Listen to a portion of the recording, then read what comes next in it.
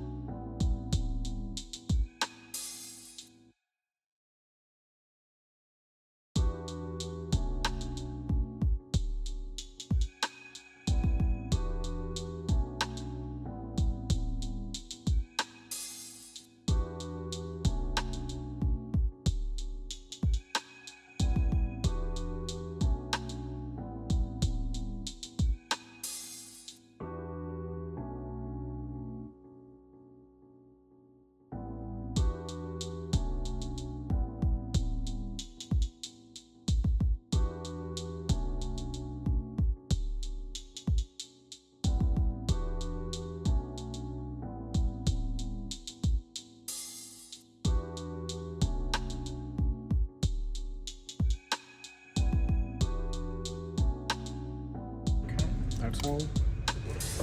After 20 minutes, remove the rubber bands and the screen should be all good.